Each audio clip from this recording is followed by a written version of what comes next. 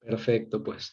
Muy buenas noches a todos. Bienvenidos a nuestra plática de los jueves aquí dentro de Logia Aura. Hoy vamos a tener una plática pues bastante interesante y útil sobre todo que nos la va a compartir nuestro hermano Rafael Merino, que es miembro de la Sociedad Teosófica. Y bueno, justamente el tema de hoy es cómo se transmite la enseñanza teosófica. Este tema decidimos que era importante incluirlo dentro de nuestro programa del año en Logia Ahora, justo por lo siguiente. Podemos leer, hay decenas, por no, tal vez hasta incluso, no sé si hasta 100 o más obras teosóficas de diferentes autores. Si a eso le agregamos que también están las obras de los movimientos rosacruces, gnósticos, de masonería, entre otros, pues al final nos vamos a encontrar un mundo grandísimo de conocimientos, ¿no? Pero ahora hay un punto importante, ¿de qué nos sirve tener una montaña de diferentes conocimientos si no tenemos el método, si no conocemos el método para que nos nutra el alma, ¿no? Recordemos aquí que al final, pues el alma de todos se nos dice, es como si fuera una especie de embrión, es una semilla que está esperando florecer, que está esperando crecer, está esperando recordar quién es. Y así como una semilla necesita del sol, de la luz del sol y del agua para poder germinar, crecer y desarrollarse, pues lo mismo pasa con nuestra alma, ¿no? O sea, el alma necesita su alimento para poder crecer y ese alimento es la enseñanza. Ahora, ¿cuál es la situación con la enseñanza espiritual o con la sabiduría divina? Esta sabiduría, aunque comienza transmitiéndose mediante, digamos, el intelecto, pues esto va a haber un momento en el que nos vamos a dar cuenta que nos juega al revés, porque en un momento dado el yo, el ego, aquel que o sea, se relaciona con nuestra mente, pues es también a su vez el carcelero, ¿no? Y este carcelero que es nuestra mente, pues muchas veces va a rechazar, va a ignorar o va a reinterpretar las enseñanzas de acuerdo a como él crea que debe de ser, ¿no? Como él crea que debe de ser de acuerdo a lo que le hayan enseñado de chico, de acuerdo a la cultura de su país, de acuerdo a la religión que le dieron y muchas otras cosas, ¿no? Entonces, este es justo el meollo del asunto, ¿no? Ese es el tema interesante. ¿Cómo poder transmitir esa luz de la enseñanza teosófica al alma y poder burlar al carcelero? Ese es el tema complicado, ¿no? Muchas de las enseñanzas vamos a ir viendo, que justamente nos mostrará Rafa, enseñanzas como las del maestro Buda, del maestro Jesús, que estaban basadas, por ejemplo, en parábolas, pues muchas veces justo eso estaban planteadas así con el objetivo de llegar al alma directamente y de algún modo evitar a este carcelero que cuestiona todo que es nuestra mente, ¿no? Esto mismo pasó con la enseñanza de Platón y lo veremos en el método platónico, y por eso es importante saber que existen técnicas, que existen métodos que fueron enseñados desde los misterios, mediante símbolos, mediante mitos, alegorías, parábolas, como ya comentamos, que justamente su objetivo es tratar de llegar y nutrir a nuestra alma para que así pues podamos cumplir los objetivos de que justo buscamos en la teosofía, ¿no? Que es el desarrollo de nuestras facultades ocultas y para esto al final poder comprender y vivir lo que es la unidad y la fraternidad entre todos. Ahora, con esto dicho, pues voy a cederle la palabra a nuestro hermano Rafael Merino, que nos va a dar esta excelente presentación. Rafa, pues bienvenido, este es tu foro y al final de la sesión, como en veces pasadas, vamos a dar un espacio para contestar preguntas. Adelante, Rafa, muchas gracias.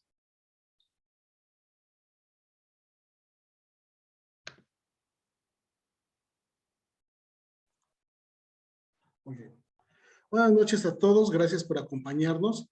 Gracias a Manuel por la invitación para poder compartir esta plática con ustedes. El programa que tiene Logia Aura, que bueno, es muy gustoso para nosotros aquí en Atlisco que pues los hermanos estén pues echando tantas ganas, ¿no? Realmente hemos visto cómo han estudiado de una manera muy profunda, han abordado temas muy puntuales y eso pues es un incentivo, ¿no? Para que nosotros pues como logias de toda la sección mexicana pues podamos seguir pues igual el mismo camino, ¿no? Nos vamos como que jalando unos a otros. Y obviamente, pues logias de hermanas que son de otras secciones, de Argentina, de Perú, e incluso hay algunos hermanos que estudian con nosotros son de Canadá. Entonces, bueno, es la ventaja, ¿no? Que ahorita a través de estos medios, pues podemos pues, comunicarnos de una manera más sencilla. Y bueno, sin más preámbulo, bueno, pues este asunto del método de enseñanza es bastante interesante, ¿no? Alguna vez alguien nos preguntaba en una reunión de logia, en la logia de Atlisco que se llama Damodar, nos preguntaba si había un método para poder estudiar la teosofía. Y bueno, platicábamos que, bueno, un método como tal no hay, porque pues generalmente pensamos o creemos o interpretamos más bien que método es como que un temario en donde nosotros vamos a tener nuestros puntos a tratar, nuestros objetivos y adelante.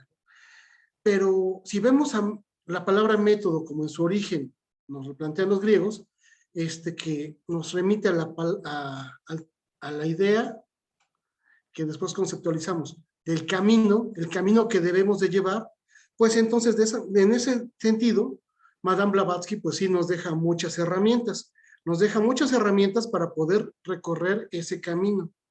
En ese sentido, pues sí, de alguna manera hay algún método. Hay un método para estudiar la teosofía que vamos a platicar. Hay un método para estudiar la doctrina secreta.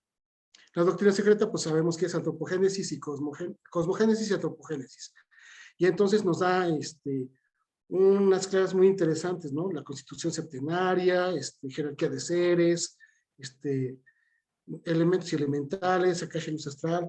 Está resumido en un libro muy bueno que hace el señor Jeffrey Farthing, de la logia inglesa, hace bastantes años, hace unos 30 años hace ese libro, a petición de la secretaria de sección de Inglaterra. Y hace un buen compendio, la verdad, que no se lo saca de la mano, no es una interpretación, simplemente es una recopilación de textos de la doctrina secreta y entonces, pues, ya nada más hace algunos pequeños comentarios de los mismos artículos que está recopilando. Entonces está muy bueno. Pero bueno, ese es en el caso de la doctrina secreta. Pero ¿cómo estudiar la teosofía?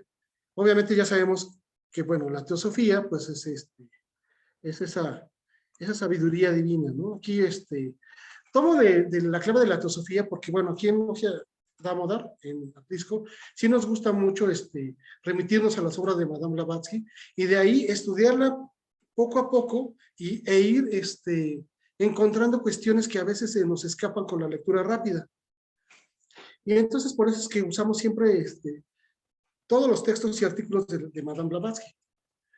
Bueno, entonces la clave de la teosofía obviamente es la introducción. En este libro, en verdad, es un breviario cultural realmente genial porque nos marca primero qué es la teosofía, qué es la sociedad teosófica, qué es un teósofo, cuáles son sus objetivos, qué estudia y sobre todo va implícito en cada tema de la clave de la teosofía, la postura determinante de Madame Blavatsky. Eso es bien importante que lo tengamos en cuenta, porque la sociedad teosófica pues no es un club social, ¿no? No es el club de leones que hacen fiestas cada cierto tiempo, o el club rotario que tiene sus comidas de fin de año, etcétera, ¿no? La sociedad teosófica pues sí, es un órgano vivo que nos deja Madame Blavatsky como herencia para que nosotros podamos entender lo que hay a nuestro alrededor. Nosotros que somos privilegiados y tenemos esa solvencia como para poder estudiar, porque hay mucha gente que tiene mucha capacidad, es muy sensible, es un verdadero teósofo, pero no tiene los medios para estudiar porque tiene que trabajar, tiene que mantener a su familia, etcétera, etcétera, etcétera, muchos motivos. Entonces, hay teósofos que no están en la sociedad teosófica, pero que tienen esa sensibilidad. Entonces, a eso se refiere Madame Blavatsky con el estudio de la teosofía, ¿no? Para ellos es y para todos nosotros.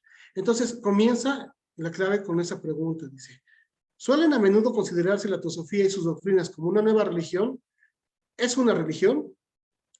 Y responde Madame Blavatsky como teósofo, no lo es. La teosofía es la ciencia o sabiduría divina. Todo eso porque es como una introducción acerca de cómo compartir la tradición, ¿no? Cómo hay métodos de enseñanza. Luego dice, pregunta, ¿cuál era el objeto de este sistema? Y responde, inculcar ante todo ciertas grandes verdades morales en los discípulos y en todos aquellos que eran amantes de la verdad. De ahí viene la divisa adoptada por la sociedad teosófica, no hay religión más elevada que la verdad. Y obviamente en la clave de la teosofía nos habla del método ecléctico de los primeros teósofos o los alaleteitas, que son estos amantes de la verdad. Y bueno, aquí ya nos está dando una pista, nos da la primera pista, dice, inculcar ante todo ciertas grandes verdades morales en los discípulos y en todos aquellos que eran amantes de la verdad. Estas son palabras muy fuertes, ¿no? Porque para empezar siempre tenemos, y más los latinos tenemos esa idea de que la mentira blanca, ¿no? La mentira piadosa y rayos, entonces sí, es nuestro coco, o sea, realmente ser certeros, ser honestos, o sea, es nuestro coco porque tenemos siempre esa convicción, o sea, ir tras de la verdad y alcanzarla es un camino, pero tremendo. Entonces, bueno, al final, Madame Blavatsky da esta premisa, no hay religión más elevada que la verdad. Entonces, ya tenemos aquí nuestra primera pista, ¿no? Nuestra primera herramienta. Verdades morales y obviamente que tienen que ver con la verdad. Ahí está, ¿sale? Y luego hay un pie de página, que es el 2, en esta parte, porque me salté unas preguntas para no hacerlo tan extenso, en donde dice, la teosofía ecléctica comprendía 3 partes, y aquí los puntualicé, porque seguimos viendo más herramientas que nos deja Madame Blavatsky. 1, la creencia en una deidad absoluta, incomprensible y suprema, o ciencia infinita, que es la raíz de la naturaleza entera y de todo cuanto existe, visible e invisible. Estos puntos los encontramos también en el proemio, cuando estamos obviamente introduciéndonos al estudio de la doctrina secreta, nos da también estas herramientas para que podamos, y las desglosa de una manera más precisa. Bueno, aquí pues no vamos a desglosarlo porque pues nos llevaría demasiado tiempo, pero leyendo el proemio tenemos obviamente pues estos fundamentos para poder estudiar la doctrina secreta. Ahora, la segunda premisa, la creencia en la naturaleza eterna, inmortal del hombre, porque siendo una radiación del alma universal, es de idéntica esencia que la última. Y aquí ya nos da esta segunda premisa, está muy buena, porque primero nos dice la creencia en una deidad absoluta, pero cuando habla de creencia, más que creencia es una certeza. O sea, nosotros al estudiar todas las cuestiones acerca de lo que es cosmogénesis, vamos a entender que aquello, pues está ahí. No podemos comprender tal vez su naturaleza, pero el estudio de las antiguas tradiciones y todos los versos que nos dejan y los cantos que nos dejan los hindús, los mexicas, los hebreos, los egipcios en sus himnos, etcétera, etcétera, nos hablan de esa deidad, nos hablan de esa filosofía, esa esencia, de aquello. Entonces, pues más que una creencia es una certeza, porque pues al final nosotros aquí estamos y reflexionando un poquito tan solo, pues nos vamos a dar cuenta que somos parte de algo más grande. Y entonces en el premio está la segunda premisa que habla acerca de las almas y de la superalma y de esta alma y del alma y su relación que hay, que una deviene de la otra y que la superalma deviene de la raíz sin raíz, la raíz eterna. Pero aquí lo resumen de una manera diferente y ya nos remite acerca o sea, ya nos mete en la cuestión de la etapa humana. Por eso dice la creencia en la naturaleza eterna inmortal del hombre. Entonces aquí nos habla del cosmos, de aquello, y aquí ya nos remite al hombre. Para aquí, desde el camino de la primera premisa a la segunda, o sea, hay una distancia de estudio, pero tremenda. Pero sin embargo, ya tenemos herramientas, nos habla del cosmos y esa relación que hay con el hombre, con la etapa humana, sin que nosotros pensemos, como Aristóteles lo mencionaba, que el hombre era el centro del universo. No, el hombre es una etapa en la cual Manas está activo, lo empezamos a controlar, por decirlo de alguna manera, empezamos a manejarnos con Manas, con esa radiación y esa fuerza que Manas nos emite, y digamos que estamos en una etapa, pues, superior a los animales, a las plantas, a los minerales y a los reinos elementales. Pero todo tiene una constitución septenaria y cada reino, tanto los que nos preceden como los posteriores, pues son importantes, ¿no? O sea, todos somos importantes.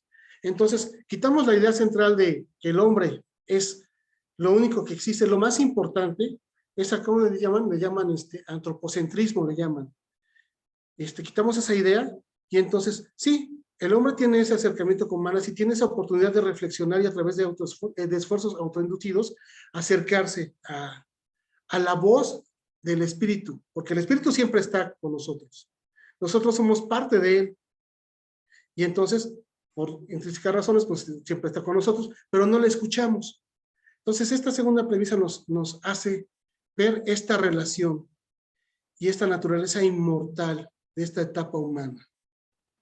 La tercera premisa, que ya no la maneja como tal en el premio, nos habla de la teurgia u obra divina. Dice, el acto de producir una obra de los dioses. ¿Sale? Y entonces aquí estamos hablando de la jerarquía de seres. Todos estamos juntos. Hay algo que nos sustenta. Son esas energías o elementales. Esas jerarquías que llamamos nosotros Dayan Chohans, que en otras tradiciones podemos escuchar que tal vez les llaman ángeles y arcángeles, etc. Entonces tenemos que identificar lenguajes. El lenguaje del Aryabharta, el lenguaje de los hebreos, el lenguaje de los católicos, el lenguaje de los griegos también, para que cuando nosotros hablemos de un concepto, sepamos que se remite a todos esos, todas esas palabras que en su cultura que corresponde, pues hablan de lo mismo, ¿no? En este caso hablamos de los Dayan Chohans, y hablamos, pero es lo mismo que un ángel o arcángel, o sea, al final son jerarquía de seres, ¿sale? Bueno, entonces ya tenemos más herramientas. Después vamos a puntualizar un poquito más al respecto de cómo es que se transmite la tradición oculta. Pero vamos viendo, vamos introduciéndonos. Pregunta, ¿cuáles son las fuentes que autorizan a emitir ese juicio respecto a los teósofos de Alejandría? Ajá, vamos a quitar esto de aquí. Dice, teósofo, ¿cuáles son las fuentes? Dice, un número incalculable de escritores conocidos. Mosén, entre ellos, dice que Amonio enseñó que la religión de las masas estaba relacionada con la filosofía y que con ella fue corrompiéndose gradualmente y oscureciéndose por los conceptos, mentiras y supersticiones, puramente humanos. Habla de esta etapa humana, ¿no? Habla de esta etapa de la concatenación o de la conjunción de la psique, en donde está en actividad manas, o ese flujo de manas, y kama. Entonces, estamos atrapados en esa etapa, entonces nosotros tenemos poco a poco que ir saliendo de esa etapa, que dominarla, para que salgamos de esta ilusionidad de nuestra personalidad, de sentirnos independientes de aquello. Porque al final nosotros nos vemos separados, porque así es en este mundo tridimensional, en este mundo físico, nos vemos separados. Yo me veo acá, los veo a ustedes a través de la imagen, etcétera, etcétera. Y no puedo con certeza saber qué es lo que piensa, por ejemplo, Daniel, María de Alma, qué es lo que piensa Conchita, Manuel, etcétera. No tengo esa certeza. Pero sin embargo, con un trabajo, tal vez de reflexión, con un trabajo de tranquilidad de las emociones, etcétera, tal vez pueda ponerme en sintonía, y lo más seguro es que así suceda, y poder sentir lo que cada uno de ustedes siente. O sea, eso es algo que tendría que suceder, porque así nos lo explica la tradición. Y no creo que esté errado, porque de alguna manera nos ha sucedido alguna anécdota parecida con algunos familiares, amigos, etcétera. Pero bueno, pues se está hablando de que la religión de las masas estaba relacionada con la filosofía, o con este amor a la sabiduría, con esta filia a la sabiduría, estos que trabajan por la sabiduría. Y se fue corrompiendo gradualmente, ya vimos por el asunto de Kamamanas, que es la psique, y dice, conociéndose con conceptos, mentiras y supersticiones, que la superstición es una verdad deformada, es una verdad que nosotros malinterpretamos. Entonces, bueno, ya vemos que pues aquí, pues sí, tenemos que la religión, pues a través de los tiempos y por intereses, como platicábamos hace rato con Olga, pues sí, realmente se ha vuelto tremenda las instituciones religiosas. Tal vez no todas, pero sí de que hay cosas mal interpretadas, pues Eso es un hecho, si no, no estaríamos como estamos. Bueno, luego dice, y que por consiguiente era necesario devolverle su pureza original, purificándola de esas escorias y basándola sobre principios filosóficos. Entonces, el mismo objetivo de la Sociedad Teosófica, el mismo objetivo por el cual se fundó la Sociedad Teosófica, y Madame Blavatsky obedeció las instrucciones de sus maestros, devolverle su pureza original. Entonces, al estudiar nosotros las tradiciones, en ese segundo precepto de la Sociedad Teosófica, pues estamos intentando regresar a esa pureza original. Entonces nos apoyamos de los textos antiguos, que curiosamente en muchísimas regiones del mundo son expresados a través de versos o cantos, himnos. Entonces eso no es así como que una casualidad muy, digamos que muy superficial, ¿no? No, realmente vemos que hay una relación entre las culturas. Eso es muy interesante, porque entonces encontramos que sí hay una comunicación entre culturas a la distancia de las regiones y del tiempo. Pero bueno, ese ya es otro tema. Dice, reducir el dominio de la superstición que prevalecía en el universo, corregir por una parte y por otra exterminar los diferentes errores que se habían introducido en las distintas religiones. Ese era el objeto del Cristo. Dice, el objeto del Cristo era establecer y restaurar en su integridad primitiva la sabiduría de los antiguos. Y obviamente él lo dejó a través de parábolas. Okay. A ver, vamos a checar. Y bueno, aquí yo puse una imagen de un filósofo sofista, que encontró una imagen dando una cátedra, ¿no? Dando una cátedra a los discípulos. Bueno, vamos a continuar. Ahora, nos deja Madame Blavatsky en varios artículos los métodos de estudio de la doctrina secreta. Y obviamente también para poder estudiar pues todo lo que es el ocultismo esotérico. Y en un libro que se llama Axiomas, y Principios y Axiomas, del estudio esotérico, se llama, es una compilación de artículos de Madame Blavatsky que hace José Ramón Sordo, este hermano que, bueno, vivió en Tepoztlán. Bueno, él deja una recopilación muy buena, es este libro que se llama Principios y Axiomas. Él obviamente, como buen estudioso de Madame Blavatsky, pues siempre se remite a todos los artículos que ella dejó. Entonces nos deja 10 preceptos para poder buscar este método de estudio de la doctrina secreta. Primero, el conocimiento divino, que es la teosofía, ¿no? El conocimiento divino que viene de aquello, ¿ok? Luego el verdadero conocimiento, es el punto 2. Es sobre la superficie serena y plácida de la mente tranquila que las visiones recogidas de lo invisible encuentran una representación del mundo visible. El tercer punto es el Jnana Yoga, reformarse a sí mismo por la meditación y el conocimiento. Entonces nos encontramos que el yoga es esa relación que hay con lo divino y el Jnana es el estudio.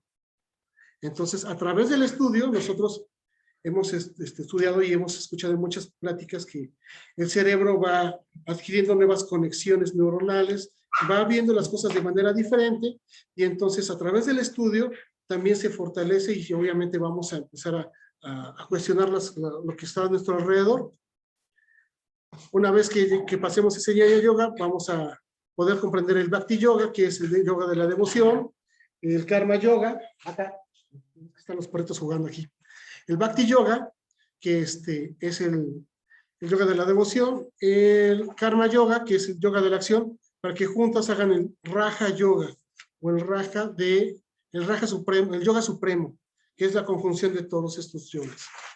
Pero bueno, estamos en el Jnana Yoga. El tercero es la síntesis. Dice, unificación del conocimiento, que se obtiene por el uso de los sentidos físicos y superfísicos, y de su poder de observación.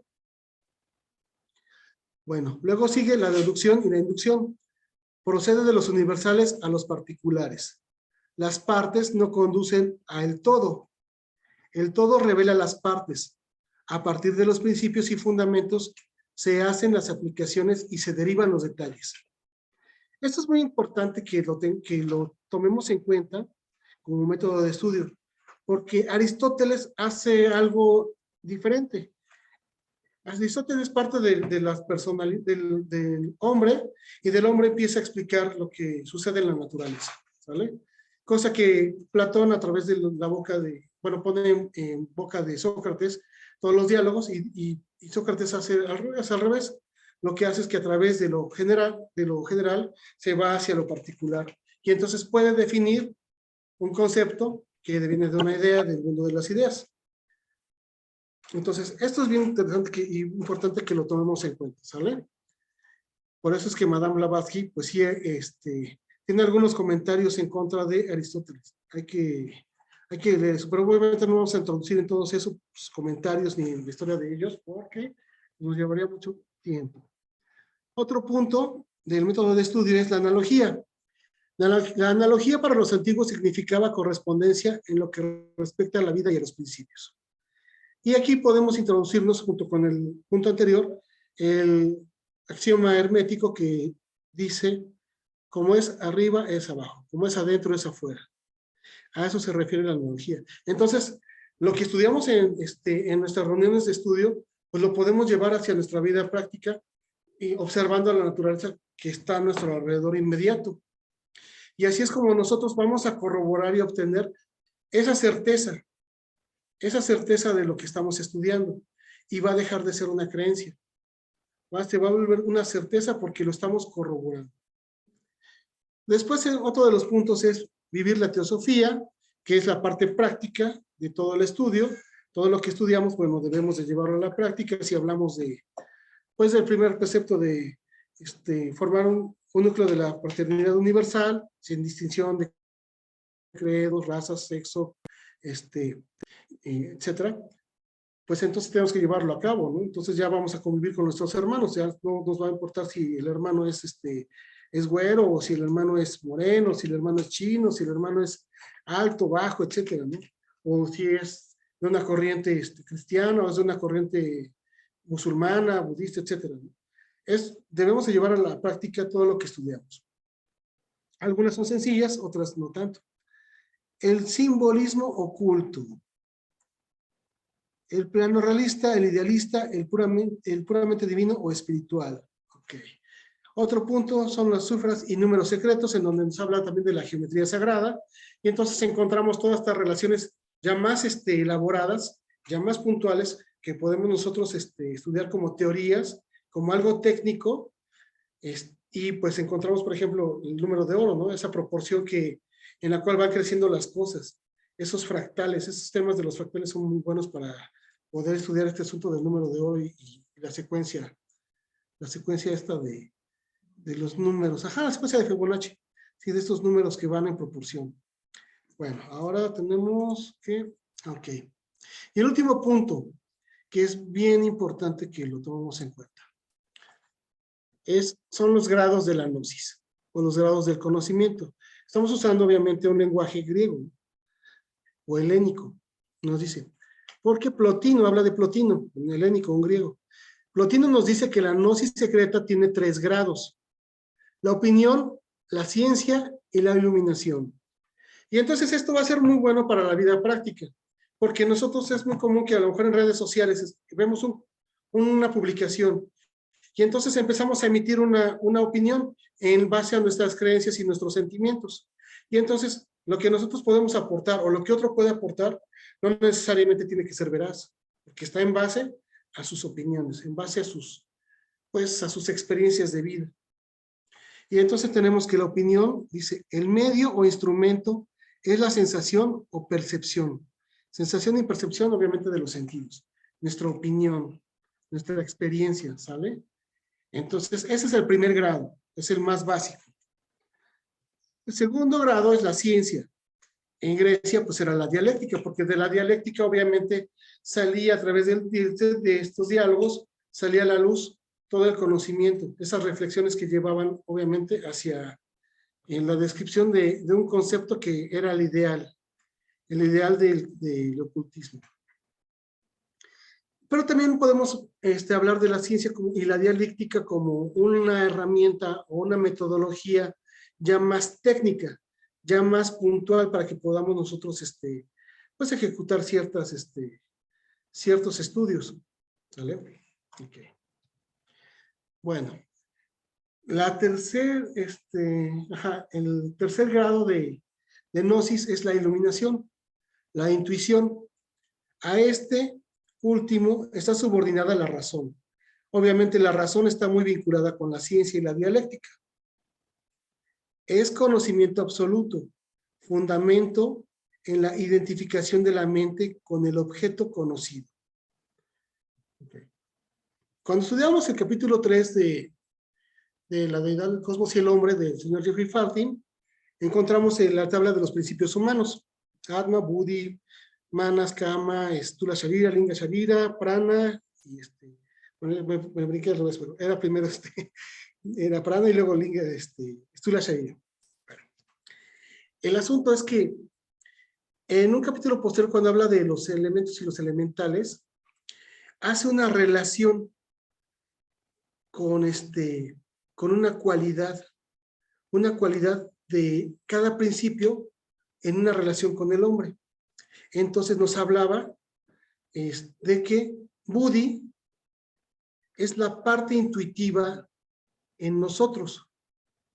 Es decir, cuando nosotros tenemos una intuición, tenemos un presentimiento, algo que nos dice cierto X situación que nos está descifrando, es la voz de Buddhi. Y nosotros hacemos caso a ella, obviamente pues estamos haciendo caso al espíritu, y eso se refiere a esa intuición, que obviamente en nuestro caso pues no está de continuo, porque pues siempre estamos distraídos en la vida cotidiana. Entonces, bueno, haciendo caso a esas intuiciones, poco a poco adquirimos esa relación, esa experiencia, esa familiarización con esa voz del espíritu que nos llega a través de Buddhi y nos hacemos más receptivos. Ya no pensamos tanto en situaciones de emergencia, por decirlo de alguna manera. Y bueno, entonces a eso se refiere. Dice, ella desarrolla en el hombre la contemplación directa, la iluminación. El hombre concibe pensamientos divinos, ve todas las cosas como ellas son realmente. Llega a ser preceptos del alma del mundo. Entonces, aquí lo quise presentar de una manera sencilla para que se haga más práctico. Nosotros podemos obviamente complementar todo lo que es pues la teoría para que en artículos de Madame Blavatsky, en diferentes textos que deja, pero de manera así como que más sencillita, aquí está presentado. Obviamente no con la intención de que nos quedemos en este nivel, sino con la intención de que de aquí podamos comprender ciertas cosas, podemos identificar ciertas herramientas y las desarrollemos de una manera diferente, obviamente cada quien a su ritmo. Pero presentándolas de esta manera, en mi opinión, creo que nos ha resultado porque pues tenemos como que el caminito a seguir, ¿no? Ya no vamos confundiendo lo que es una opinión de lo que es una intuición. Yo creo esto, yo pienso esto, pero que no está relacionado realmente con lo que sentimos. Bueno, vamos a pasar a otra diapositiva. Para puntualizar más al respecto de cómo se desarrolla esta transmisión de la sabiduría, tenemos el caso de los templos tibetanos, que les llaman lamaserías, así les llaman. Son templos en donde se encuentran los lamas. Y nos habla una historia de lama Tsongkhapa, que viaja a través del Tíbet recibiendo enseñanzas de cientos de maestros de distintas órdenes del budismo tibetano. Ok. El budismo tibetano, obviamente, es una derivación del budismo que deja el príncipe Siddhartha Sakyamuni, que se iluminó. Obviamente sabemos que él era ahí de origen indo. Entonces él tenía la tradición Aryabharta. ¿Qué es lo que sucede con el príncipe Sakyamuni, Siddhartha? Lo que sucede es que dicen que se da cuenta de cómo es que era la realidad, cómo vivía el pueblo. Porque él no salía del palacio y cuando sale se da cuenta de ese sufrimiento de todos.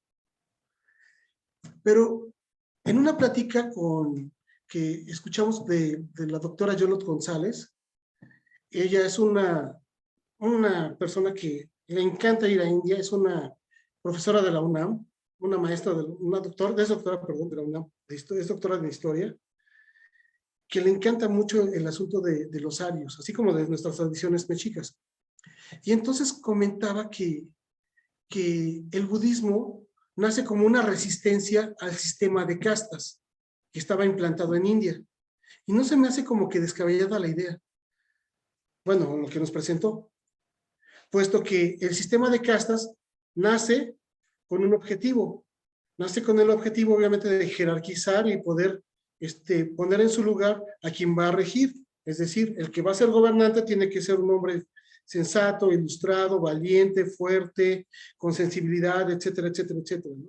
Y así van las castas, van haciéndose más burdas. Y obviamente la última casta, que es el de los menesterosos, es el que pues no tiene nada. Pero a través del tiempo y de los siglos, India fue cerrando ese sistema de castas, dejando fuera de toda posibilidad a que entrara a una casta un personaje que era de una casta diferente. ¿Qué es lo que provoca esto? Y ellos lo tienen muy claro. Si ellos nacen en una casta baja, saben que van a estar en una casta baja hasta que se mueran.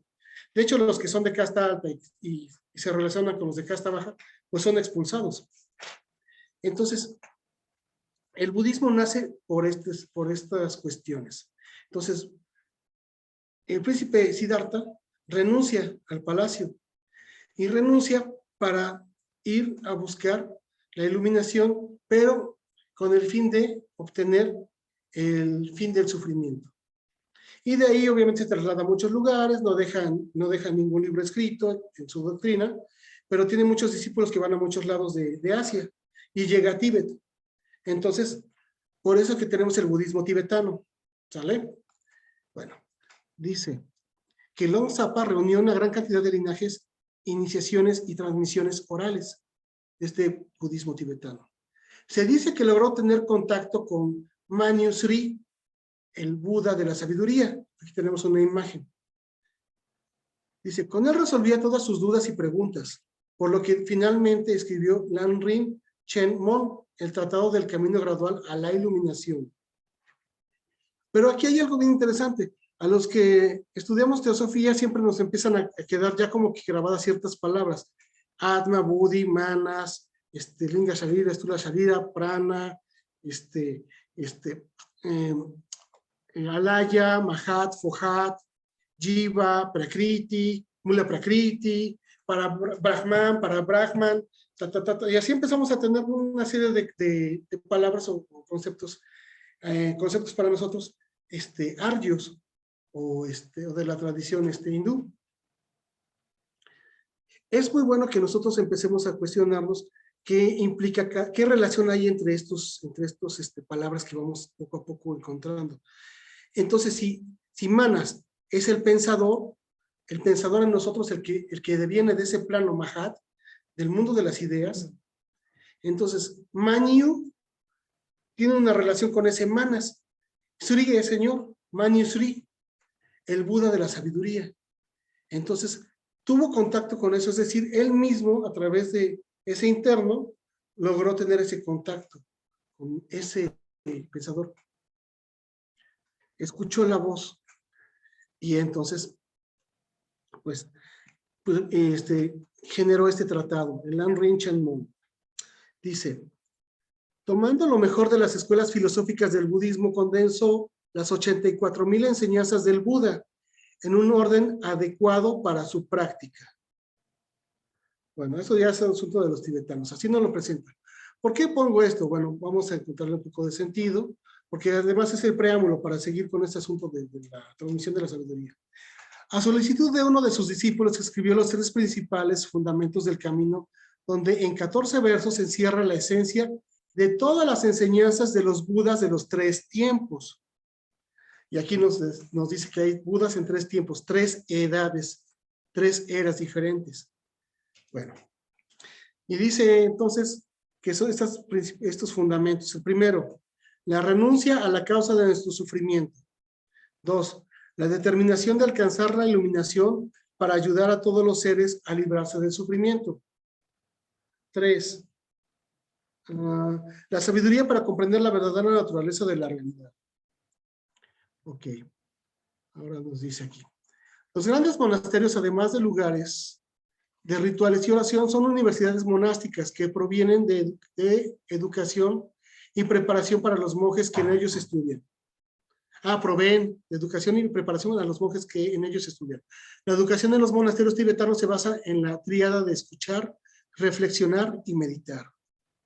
El escuchar, aquí está un método que ellos usan. Está muy bueno esta parte. Dice, el escuchar comprende tanto oír a los maestros calificados mientras explican los diversos textos sagrados como la memorización de los mismos. Entonces, cuando nosotros escuchamos en estas tierras que hubo tradición oral, se refiere a esto. Hubo tradición oral en muchos lados. Oír a los maestros calificados mientras explican los diversos textos sagrados. Y también tenían que memorizarse los textos sagrados para poder tener un dominio. Luego, la reflexión consiste en un profundo análisis crítico del significado de las enseñanzas, por lo que el cultivo de la razón es muy importante. Para este fin, los monjes estudian la tradición de la lógica budista o pramana. Y entonces encontramos otra palabra en Arya, pramana, como para Brahman, ¿sí? Y es más allá de manas. Estudian la tradición de la lógica budista o la que está más allá de manas. Entonces está esta relación con el pensador. Bueno, habla de la reflexión. Entonces no es una reflexión cualquiera, o sea, al final pues es práctica. Esta se puede ejercer con uno mismo, formulándose proposiciones y buscando sus fallas para refutarlas. O se puede ejercer mediante el debate con otros compañeros.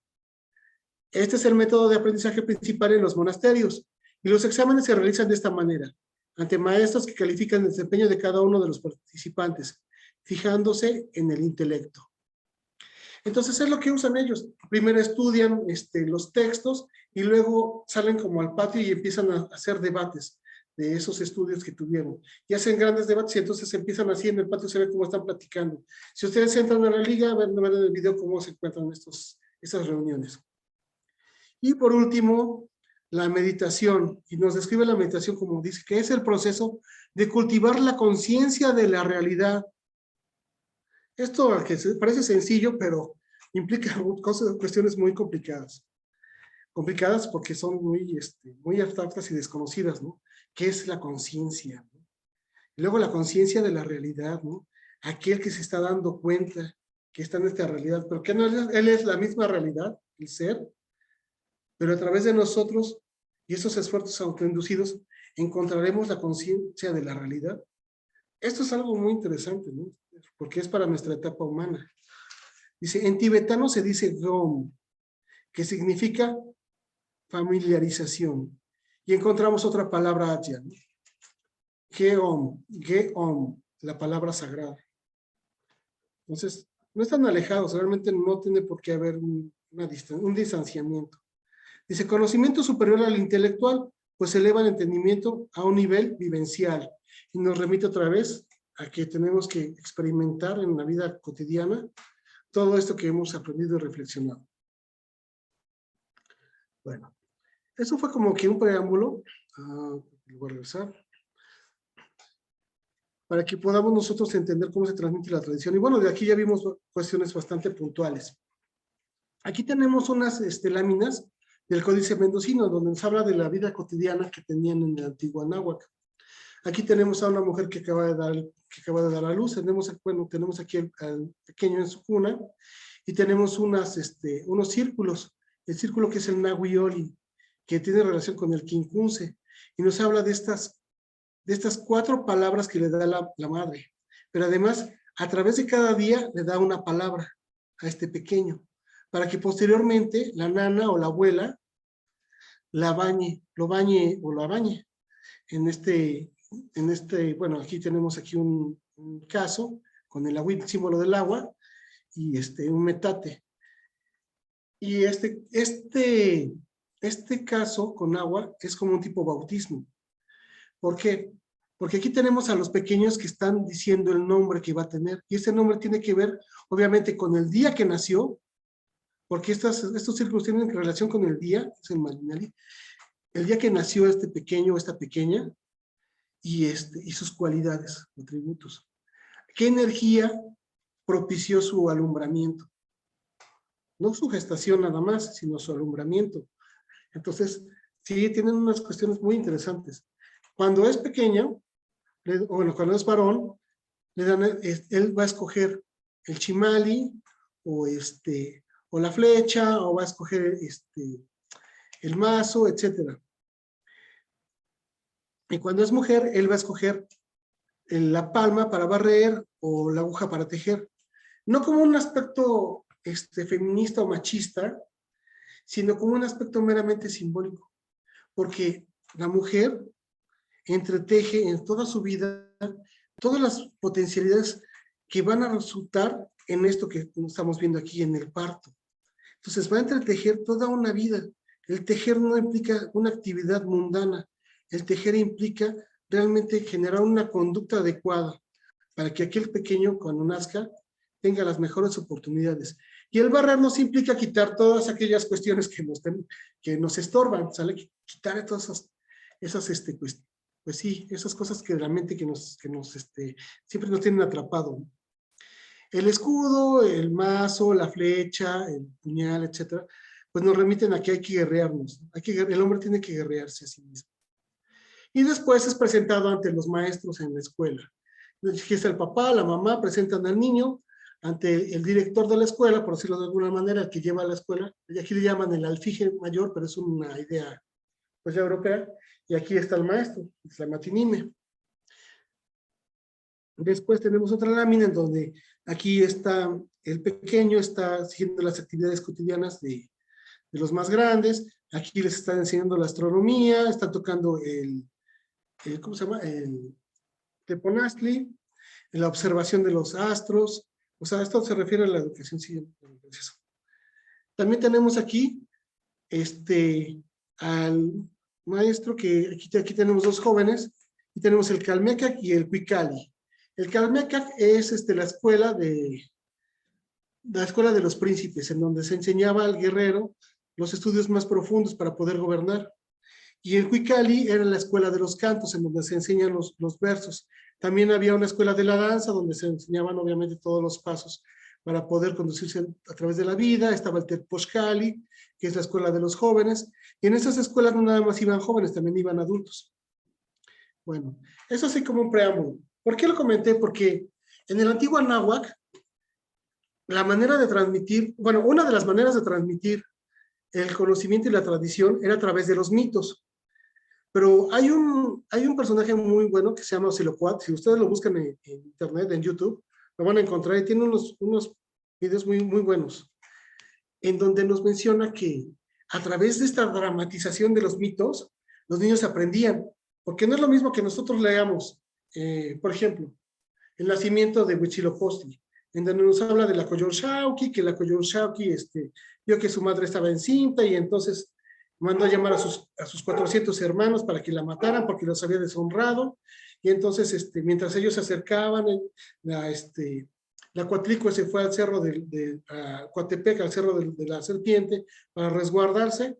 Y entonces se venían acercando los hermanos, y entonces se preparaba Huitzilopochtli a nacer. Y cuando llegaron los hermanos, nació Huitzilopochtli, acabó con ellos, y entonces rescató a su madre, pero nació además ataviada y como guerrero. No es lo mismo que lo leamos así en el libro, a que lo narre un Tlamatinim, un Temachtiani, que es el que enseña. El Temachtiani es aquel que va a dar la enseñanza. Entonces, cuando se narra a un niño, le dice, y es que la Coyolxauhqui llama a sus 400 hermanos, y los 400 hermanos bajan del cielo del sur, y entonces empiezan a acercar a su madre. Uno de sus tíos avisa a la madre que se acercan los surianos, y entonces Huitzilopochtli lo escucha, y Huitzilopochtli prepara sus armas para nacer, y para vencer a sus hermanos.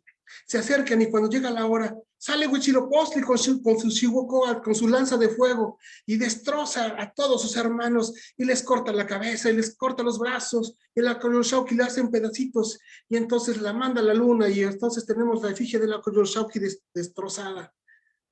Entonces cuando una persona le narra así a un niño, el niño ¿qué hace? Pues se sorprende y se queda pasmado, se queda fijado en la narración y entonces todo lo que le pasa por la cabeza es genial, ¿no? O sea, fomenta la imaginación, etcétera. Entonces, por eso es que había puesto hasta la mina, pero ya no puse la leyenda porque pues sí, iba como que ya demasiado, por el tiempo. Pero esas cuestiones de dramatizar eran geniales y obviamente es necesario. Incluso Madame Blavatsky lo habla. Madame Blavatsky comenta que a través de esa dramatización de los eventos de la vida, las personas fijamos en la conciencia pues todo lo que es la tradición. Bueno, vamos a seguirle. Aquí tenemos, bueno, pues más cuestiones del estudio. Aquí tenemos la danza, las tradiciones que les inculcaban, etc. Bueno, pero ya vamos a pasarnos, ya vamos un poco atrasados de tiempo. Lo que es la descripción del método mayéutico o el método inductivo de Sócrates. Y dice, la mayéutica, del griego mayéutike, ajá. Y esta de Maiéticos, experto en partos. ¿Por qué? Porque va a hacer nacer de sí mismo. El maestro no va a hacer, no le va a enseñar al discípulo qué es lo que tiene que hacer. El maestro solamente le va a mostrar con este método de la mayéutica y de él mismo va a surgir la verdad. De él mismo va a nacer esa verdad. Por eso es que se le llama mayéutica, porque surge este nacimiento, este parto simbólico. Era el método socrático de carácter inductivo que se basaba en la dialéctica. A través del diálogo induce una idea. Primero generan una cuestión y de esa cuestión induce ideas. Va introduciendo cuestiones o preguntas. Ese análisis crítico que veíamos con los tibetanos. Y a través del diálogo, entonces, que supone la idea que la verdad está oculta en la mente de cada ser humano. Esto está muy bueno porque incluso hasta hay una leyendita por ahí en donde dicen que escondieron a la verdad y que decían que dónde le iban a esconder, si en los mares, en el cielo, adentro de lo más profundo de la tierra, ¿no? Y les dijeron, no, esconde la verdad en el corazón del hombre porque ahí no la va a encontrar. Entonces, estas cuestiones pues están muy relacionadas. Entonces dice que supone que la idea de la verdad está oculta en la mente de cada ser humano. Y es este nacimiento al que se refiere la mayéutica. Se le preguntaba al interlocutor acerca de algo y luego se procedía a rebatir esa respuesta por medio del establecimiento de conceptos generales, demostrándole lo equivocado que estaba llegando de esta manera a un concepto nuevo, diferente del anterior, el cual era erróneo. Si eran contradicciones, y además se utilizaba poco la sátira, porque Sócrates era tremendo. O sea, Platón, cuando nos relata los diálogos de Sócrates con sus amigos y discípulos, o sea, Sócrates no era una blanca paloma, realmente tenía una certeza y un tino para no ofender, pero sin embargo sí para mostrar cosas que sin tapujos, sin disfrazarlos. Entonces mostraba esas realidades, esas verdades que dejaban obviamente desprotegido a aquel interlocutor que se sentía poseedor de la verdad. Ese era el problema de Sócrates con los sofistas. Los sofistas eran maestros que se decían poseer el conocimiento, pero cobraban por dar clases. Y Sócrates pues estaba en contra de esos promotores de la verdad que cobraban. Gracias. Entonces tenemos estas fases de la mayéutica. Se plantea una cuestión que en el caso del uso de Sócrates hizo que este método podía expresarse con preguntas del siguiente tipo. ¿Qué es la virtud? ¿Qué es la ciencia? ¿En qué consiste la belleza? ¿Qué es el derecho? La segunda fase, el interlocutor da una respuesta, inmediatamente discutida o rebatida por el maestro. Fase 3. A continuación se sigue una discusión sobre el tema que sume al interlocutor en confusión. Lo mete en confusión, le mete ahí un concepto, le induce una idea que lo contrapone. Por ejemplo, con respecto a la injusticia, dice que es mejor que te suceda una injusticia que hagas una injusticia. Entonces uno puede decir, no, pues es mejor que yo haga la injusticia, que me pase a mí, ¿no? Y entonces empieza el debate. Sí, pero ¿qué no acaso? Cuando tú haces una injusticia, causas un dolor a otro, sí, sí es cierto. ¿Y qué acaso? Si tú causas una injusticia, no tienes que remediar ese dolor que causaste, sí, sí es cierto, tengo que remediarlo. ¿Y tiene que haber un juicio? Sí, tiene que haber un juicio. Y si no se hace ese juicio y no pagas ese sufrimiento que causaste, no, pues estoy haciendo mal. Eso es feo, sí es feo, y lo feo es malo, sí lo feo es malo. Ah, entonces, causar sufrimiento es feo y es malo. Y sobre todo si no hay una retribución, si no hay un juicio ante eso que hiciste, una penalización, sí. Entonces, ¿qué es mejor? ¿Causar sufrimiento o que te causen sufrimiento? Dices, no, pues mejor que me causen sufrimiento. Entonces, mediante cuestiones así controversiales de este tipo, es como Sócrates hace ver a los demás cómo es que lo que aparentemente creemos, pues no es tan real, ¿no? Hay una realidad más allá de lo que creemos. Y tiene que ver con esas tres partes, ¿no? Con esas tres partes del conocimiento, ¿no? Bueno.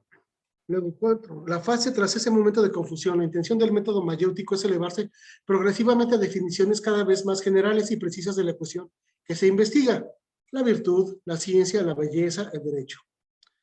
Y por último, la fase 5 dice: la discusión concluye cuando el alumno, gracias a la ayuda del maestro, consigue alcanzar el conocimiento preciso, universal y estricto de la realidad que se investiga. Aunque en muchos diálogos de Platón no se alcanza este ideal y la discusión queda abierta e inconclusa, o epoge, así le llaman, así en conclusión. Pero generalmente los diálogos de Platón, pues siempre llegan a una conclusión. Entonces, sí, es muy recomendable que se lean diálogos de Platón. Nosotros los estudiamos y, bueno, realmente nos ponen en una situación diferente, ¿no? Porque también tenemos que saber de qué estamos hablando cuando nosotros nos remitimos a estos métodos de la mayéutica y del método inductivo. Por último, vamos a terminar ya, porque si ya tuve mucho tiempo. Y obviamente esta parte de la teosofía y la educación es genial, en verdad es tremenda. Son muchas páginas, son como 5 páginas, con unas cuestiones muy, muy crudas, pero muy reales. Y ahí nos marca la postura de Madame Blavatsky. O sea, Madame Blavatsky es realmente una socialista nata, realmente era una progresista en el sentido social. Pero bueno, comentaré lo que dice la pregunta. Dice: uno de vuestros más poderosos argumentos sobre la imperfección de las formas de religión existentes en Occidente, como también hasta cierto punto sobre la filosofía materialista, tan popular ahora, pero que parece consideráis como una abominación de la desolación, es la mucha miseria que existe de modo innegable, en particular en nuestras grandes ciudades. Pero tendréis que reconocer seguramente cuando se ha hecho y se está haciendo para remediar ese estado de cosas por medio de la propagación de la educación y de la cultura. Así dice este preguntante, ¿no? Y aquí puse unas imágenes de las ciudades del siglo XIX en Inglaterra. Y Madame Blavatsky pues menciona, se responde: las generaciones del porvenir difícilmente agradecerán una propagación semejante de la cultura, ni favorecerá mucho a las masas pobres y hambrientas de vuestra presente educación. O sea, le refuta que cuál educación, cuál están remediando con la cultura, si realmente hay condiciones deplorables. Ese es un taller que está aquí, luego es un taller de un oficio, del oficio de tejedor. Y vean cómo los niños están, pues obviamente, pues amontonados, no hay máquinas suficientes para que ellos puedan, o herramientas suficientes para que ellos puedan aprender el oficio. Y bueno, pues son condiciones muy... Aquí tenemos niños trabajando en las fábricas, y vean cómo están todos pues descuidados, muy maltrechos, sus ropas, pues sí, en un estado pues muy desprotegido. Entonces, estos niños, ¿qué tiempo van a tener de educarse o de tener un estudio accesible y de la cultura? Y aquí tenemos una imagen de los barrios de textiles ahí en Inglaterra. Whitechapel era uno de esos barrios, donde Madame Blavatsky habla mucho de Whitechapel. Pero este es uno de esos barrios, y aquí vemos a las fábricas y esas casas en donde estaban hacinados. Aquí vemos las casas de 2 aguas y de 3 plantas, pero realmente en cada habitación estaban hacinados. O sea, además hay unas descripciones de la revolución industrial y de estas rebeliones que hubo, que en donde destruyeron a las máquinas, en donde decían que las mujeres y todos los que trabajaban en la fábrica, como el algodón estaba flotando por los aires, las fábricas textiles, los respiraban, decían que tenían toses muy profundas, o sea, en verdad eran condiciones muy deplorables, aparte de las horas de trabajo eran extenuosas, el pago era muy bajo. Entonces, en ese sentido, ¿cuál cultura y cuál educación? Tenemos otra diapositiva, ya casi vamos a terminar. Teósofo, ¿cuál es el verdadero objeto de la educación moderna? ¿Es acaso cultivar y desarrollar la mente en el buen sentido? ¿Enseñar a los pobres y desheredados a soportar con valor el peso de la vida que karma les ha asignado? ¿Fortalecer su voluntad? ¿Inculcar en ellos el amor al prójimo y el sentimiento de mutua hermandad? ¿Educando y formando el carácter para la vida práctica? O sea, qué ironía en esa pregunta, porque pues sí, es evidente que la pobreza no se puede ocultar, ¿no? Y además esta parte, ¿no? Soportar con valor el peso de la vida que karma les ha asignado, porque sí hemos escuchado muchas veces que dicen, pues es que es su karma, es que nació pobre porque pues karma sí funcionó. Y entonces uno se queda así pensando así como que rayos. Pues creo que tenemos que estudiar más, ¿no? Tenemos que sensibilizarnos más. Si tenemos este privilegio no es para pues reunirnos a tomar café, ¿no? Es porque tenemos pues que hacer algo con eso, ¿no? Para empezar, pues, lo que a uno le nazca. Y lo que a uno le nace es escuchar esa voz de aquello, es escuchar a Budi. Es esa sabiduría divina que en cada momento se nos presenta, pero que pues hacemos caso omiso porque pues no, ¿para qué, no? Mejor me quedo en mi casa. Luego dice, nada de esto. Y, sin embargo, esos son innegables los objetos de toda educación verdadera. Nadie lo niega. Todos los que se dedican a la enseñanza lo admiten. Y por cierto, que derrochan palabras sonoras sobre el asunto. Pero ¿cuál es el resultado práctico de su acción? Cualquier joven, cualquier muchacho, más aún, cualquiera de los que pertenecen a la generación última de maestros de escuela contestará, el objeto de la educación moderna es pasar los exámenes. Sistema que no tiende a producir la emulación legítima. Emular, ponernos en el lugar, simularnos como otros, ¿sale? Dice, sistema que no tiende a producir la emulación legítima, sino a crear y fomentar entre los jóvenes los celos, la envidia, casi el odio, y a prepararlos para una vida de egoísmo feroz y de lucha por los honores y las ganancias, en vez de crear sentimientos benévolos. Aquí puse unas imágenes, obviamente, igual del siglo XIX en Inglaterra, pues de dos aulas de niños que, pues, obviamente no están en las fábricas, ¿no? Y pues sí, vemos las condiciones diferentes. Aquí vemos a las niñas con las monjas, tomando su clase, posando para la foto. Y aquí tenemos, pues obviamente, a los niños tomando su clase en otra aula. Entonces, pues sí, no es lo mismo estos niños que están siendo educados en las escuelas y que además son educados para las competencias, dice Madame Blavatsky.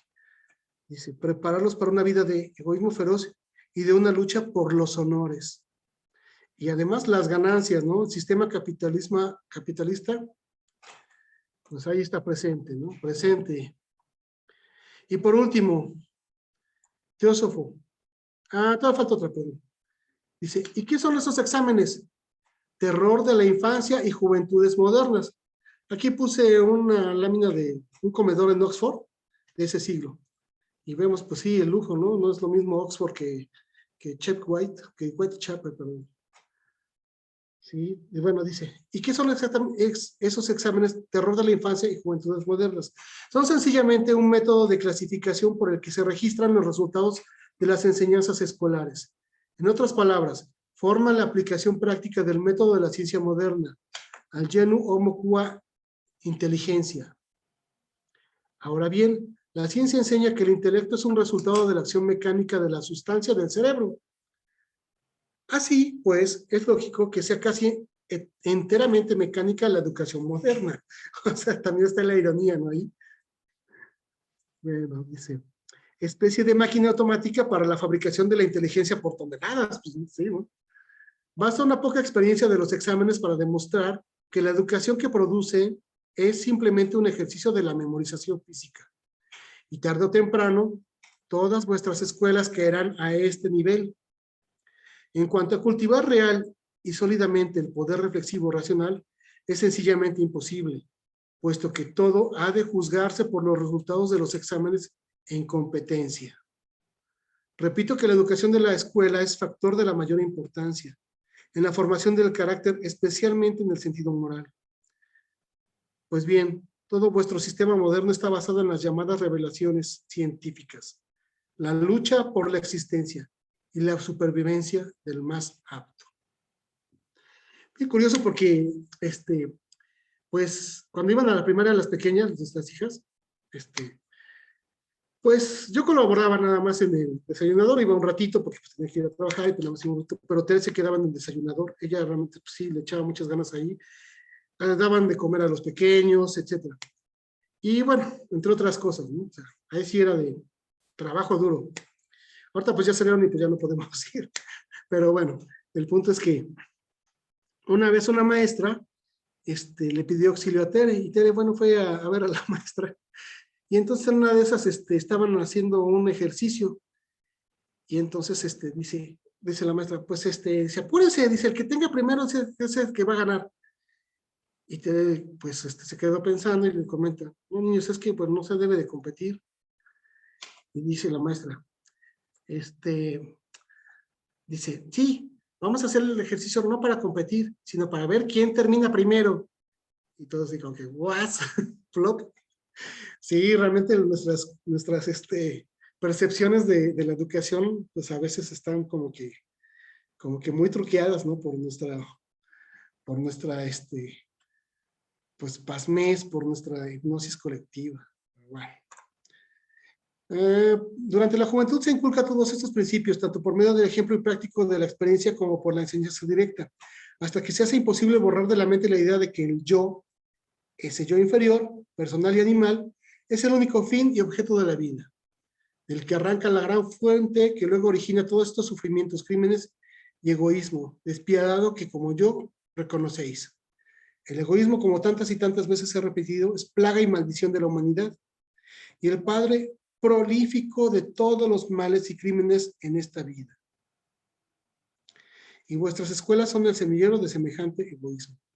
El egoísmo, obviamente, Madame Blavatsky nos dice que es, pues, nada más pensar en uno mismo. Ese es el egoísmo. Y bueno, terminamos con esta diapositiva, en donde Madame Blavatsky nos dice, si tuviésemos recursos, fundaríamos escuelas que, en vez de candidatos a la miseria que leen y escriben, producirían otra cosa. Debiera, ante todo, enseñarse a los niños la propia confianza, el amor a todos los hombres, el altruismo, la caridad mutua y, más que nada, a pensar y razonar por sí mismos. Reduciríamos el trabajo puramente de la memoria a un mínimo absoluto y emplearíamos el tiempo en el desarrollo y ejercicio de los sentidos, facultades y capacidades latentes. Nos esforzaríamos en tratar a cada niño como una unidad y en educarlo de modo que produjese la manifestación más armoniosa e igual de sus poderes, para que sus aptitudes especiales hallasen su complemento y natural desarrollo. Aspiraríamos a crear hombres y mujeres libres, libres intelectualmente, libres moralmente, despreocupados bajo todos conceptos, y sobre todo antiegoístas. Y creemos que gran parte de esto, si no todo, podría conseguirse con la educación teosófica conveniente y verdadera. Y bueno, tenemos aquí a Madame Montessori, ¿no? Entonces, pues sí, hay muchas cuestiones, ¿no? La educación no significa realmente, pues también transmitir el conocimiento, ¿no? El conocimiento se transmite, pues, ya lo vimos, ya lo abordamos, ¿no? Con herramientas muy, muy sencillas. Tomar del más apto, reflexionar, cuestionarnos, ¿no? Y llevarlo a la práctica. Solamente así pues, lograremos llegar a esa meditación.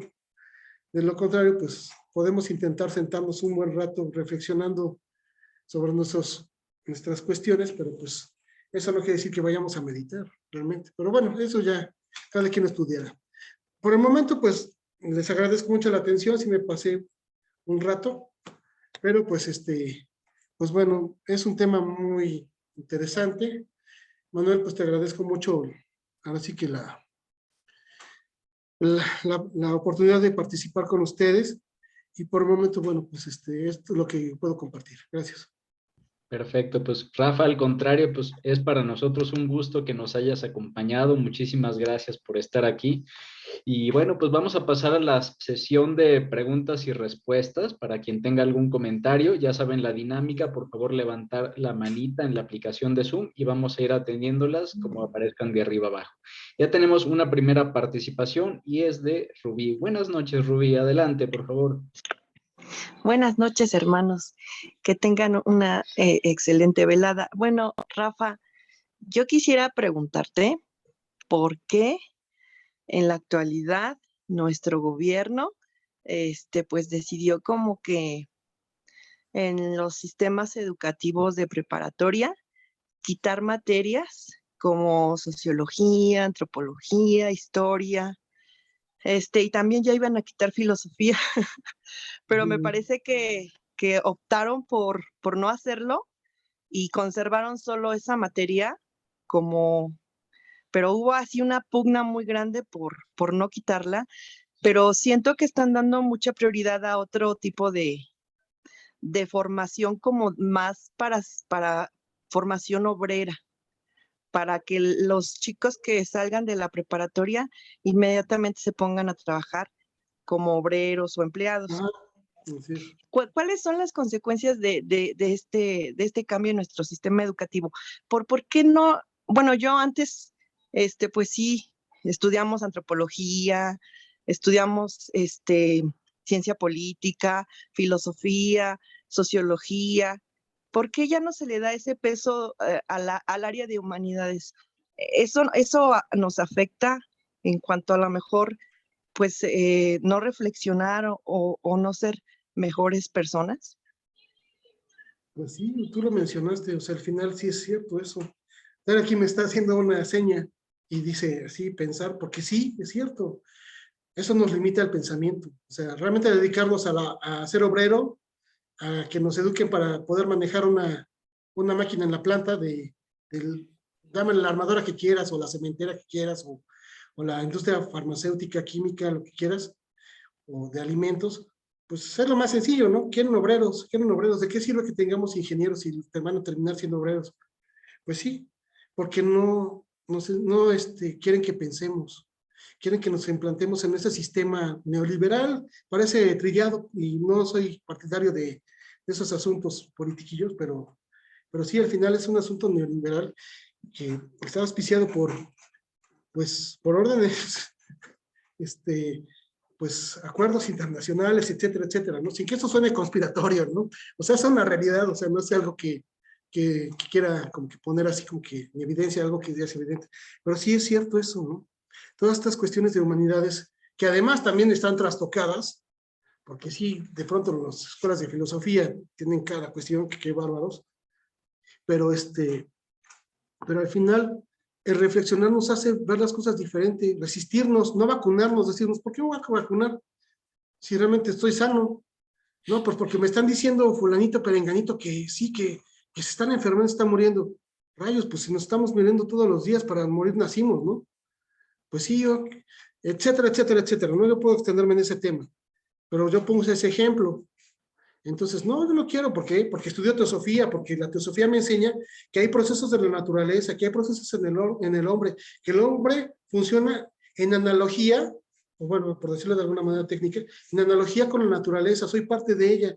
Y si yo veo que el perro se cura con ciertos estímulos, con cariños, caricias, alimentos, cuidados, etcétera, reposos, etcétera, yo también tengo esa capacidad de curarme de esa manera, etcétera, etcétera, etcétera. Pero eso es lo que pasa. Nos hipnotizan, nos hacen esclavos de ese capitalismo, lo dejamos así. Y no por ser politiquillo, porque la verdad es que el socialismo, pues, a estas alturas está igual, ¿no? Pero bueno, sí, pero es esa cuestión. Tienes mucha razón, Rubí. Al final, pues quieren desechar eso porque, pues, no quieren darnos alternativas, ¿no? Muchos prefieren irse a los cruceros, chicos ilustrados, o sea, chicos que estudian, etcétera, dice, mejor me voy a cruzar a lanzar mis pelotitas, etcétera, dice, y me gano una lana a estar encerrado en el Oxxo vendiendo papitas. Pero bueno, así que es lo que podría comentarte así de rapidito. Gracias. Gracias, Rafa. Muy excelente exposición y pues sí me hizo reflexionar acerca de nuestro sistema educativo. Muchas gracias. Pues, sí, es otra historia muy grande, pero bueno, eso, otro tema, en otro día lo veremos. Perfecto. Vale, pues tenemos una siguiente participación de Salomón. Buenas noches, Salomón, te escuchamos. Sí, gracias. Hola, Rafa. Oye, antes que nada, pues te saludo y tengo 3 preguntitas sencillas, espero que sean sencillas. A ver. Dice, a pesar de que la señora Blavatsky habló de devolver su pureza a las religiones que con el tiempo pues se fueron degenerando, ¿no? Sin embargo, el porcentaje de los estudiantes de teosofía somos muy pocos y no solamente en países, digamos así, entre comillas, subdesarrollados, pero también entre los países que se dicen desarrollados, también hay muy poco inclinación hacia el estudio de la teosofía. ¿Qué opinas, Rafa? Por favor, gracias. Es que, sí, o sea, creo que, bueno, más bien, así que mi opinión, lo más bajo del conocimiento, ¿no? La opinión. Pues no, pues sí observo que hay muchas escuelas y muchos movimientos, pero sí, devolver la pureza a la tradición es complicado porque implica mucho estudio, o sea, requiere mucho estudio, pues, realmente ver las cosas como son, pues no es sencillo, porque para empezar, en el emblema de la Sociedad Teosófica nos dice todo el resumen, dice, una religión más elevada que la verdad. Entonces, acercarnos a la verdad, pues está tremendo, ¿no? Porque si no nos engañamos de una cosa, nos engañamos por otra, y si no nos engañamos por otra, ¿por qué nos dejamos engañar? Sí, suena curioso y chistoso, pero ese es el asunto. Y bueno, hay pocos miembros, sí es cierto, porque pues a lo mejor no se quieren comprometer, porque a lo mejor no quieren, pues, evidenciarse, no quieren parecer tontos, o no quieren, o simplemente tienen otras actividades que les requieren más tiempo, ¿no? Trabajar para obtener dinero, ¿no? O sea, ese es el asunto, ¿no? Y no es que esté mal el dinero, o sea, el dinero, pues, es una moneda, solamente es una herramienta. Con dinero, pues, podemos hacer varias cosas, pero pues sí, centrarnos en que ese dinero sepa nomás para nosotros y mis viajes, pues sí está complicado. Entonces, sí son pocos los estudiantes, ¿no? Y pues tenemos simplemente que ser pacientes en el estudio, para poder, obviamente, ir más allá y devolver esa pureza. Por ejemplo, no quiero sonar, pues así como que ridículo, pero, por ejemplo, aquí junto de la casa, ya has venido a la casa muchas veces, aquí está, estaba el primer hospital del estado de Puebla, el Hospital de San Juan de Dios, que todavía hasta hace unos años era hospital municipal. Pues desde que se vino el estudio aquí, empezamos a estudiar, etcétera, etcétera, etcétera. Pasaron el tiempo y el hospital lo cerraron. Aquí este hospital, pues sí, murió mucha gente. El hospital, los antiguos, los nahuatlatoas o los nahuablantes, le llaman Cocoxcali, tienen la palabra cocos como enfermedad, que Miguelito lo va a saber. Entonces, el lugar de la enfermedad. Entonces, si el Cocoxcali es el hospital, y hospital viene de hostal, ¿no? Obviamente, pero es donde se hospedan, pero bueno. Si aquí en el Anáhuac la idea que tenemos de Cocoxcali es el lugar de los enfermos, entonces tenemos un lugar donde se reúnen todos los enfermos, y pues a través del estudio y todo, y no digamos que somos unos santos, la verdad es que no, pero le echamos, pues sí, cariño, le echamos al estudio, pues ahínco, ¿no? En ese sentido, y tratamos de sacar lo mejor del estudio, por lo menos, ¿no? Que nos sirva de algo en la vida. Y pues sí, ya se fue al hospital, bueno, pues por lo menos hay un pequeño influencia que se logró a partir del centro de estudio, que ahora es una logia. Entonces, pues es eso, ¿no? Poco a poco, ser pacientes, estudiar con calma, realmente tomarlo pues como debe de ser, ¿no? O sea, viendo nuestras limitaciones y pues con autoesfuerzos inducidos, pues superarlos. Y entonces así llegaremos un poquito más a esa pureza, nos acercaremos un poquito más a esa verdad. Es lo que podría comentar con respecto de eso. Sí, Rafa. Oye, Rafa, otro asunto que siempre me llama la atención especialmente en nuestros países que pues no tienen tanta oportunidad de trabajo, las personas que llegan a tener una carrera o un oficio especializado. Generalmente, yo creo que esa es la razón principal por la que pues el estudiante no estudia lo que le gusta, sino lo que da más, lo que le puede dar un mejor futuro económico. Y pues eso es un poco lastimoso porque en realidad no quiere estudiar, eso es simplemente porque a lo mejor le va a ir mejor económicamente. Y yo lo he visto en varias personas que pues estudiaron tal vez leyes o alguna carrera así grande y pues andan de taxistas porque no hay mucho trabajo, pues por el estilo, ¿no? Entonces, sí es un poquito triste que nuestros países que no tienen pues suficientes empleos para todos los profesionistas, pues se tienen que dedicar a otra cosa o estudiar lo que creen que les va a dejar algo más. Y por último, Rafa, cuando digo yo pienso esto, se supone que estoy pensando con la mente inferior, pero cuando digo yo siento algo, yo siento que así va a ser o que así debe ser, ¿se podría decir que eso es intuición? Nada más, Rafa, gracias.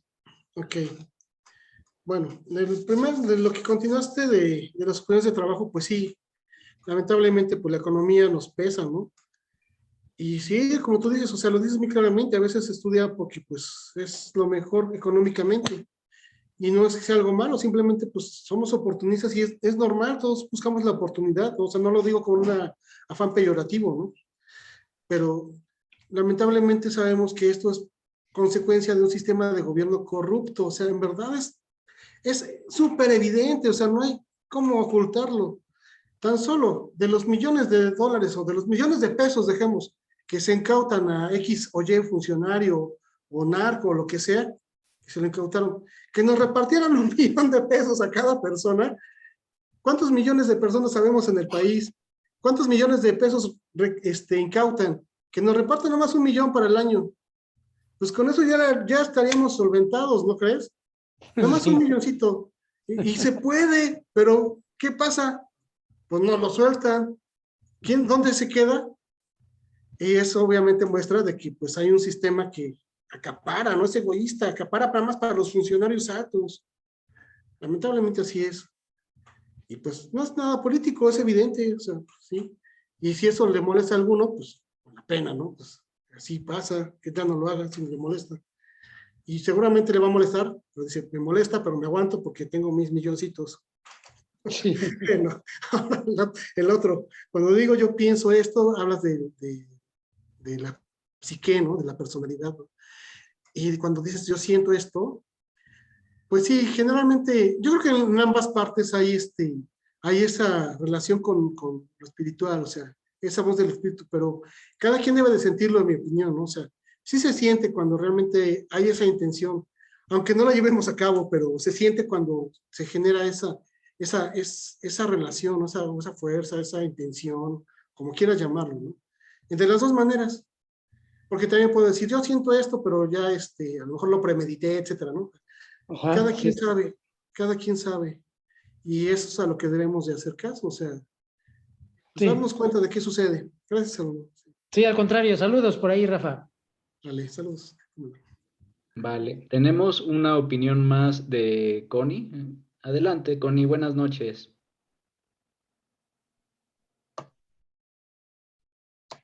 Buenas noches, hermanos. Gracias, Rafa, por tu trabajo excelente y el servicio de compartirlo. Tengo unos comentarios breves, pero sí, para mí es importante comunicarlos. Y yo digo que dentro de todo esto, lo primero es la familia. ¿Cómo educamos a nuestros hijos? ¿Qué les inculcamos? ¿Cómo me llevo como pareja?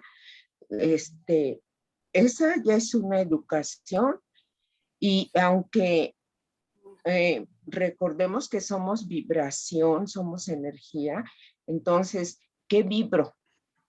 Eso es de lo que voy a alimentar el corazón de mis hijos. Entonces, es bien importante que, y desafortunadamente no hay escuela para padres en ese punto de vista. Entonces, reflexionar que si nos vamos a comprometer a tener hijos, ¿qué es lo que les vamos a dar? No pensemos en este momento en la cuestión material, sino en la cuestión espiritual que soy capaz de transmitirle. Eso sería un comentario. El otro es, sí, han fastidiado la educación, porque, por ejemplo, en la educación elemental, lo que llamamos en nuestro sistema la primaria, eliminaron del programa educativo lo que se llamaba civismo, que nos enseñaba normas morales y éticas. Lo quitaron. Entonces, ¿qué van a tener esos chicos? Si su hogar es desavenido, si la escuela no les enseña ética y moral.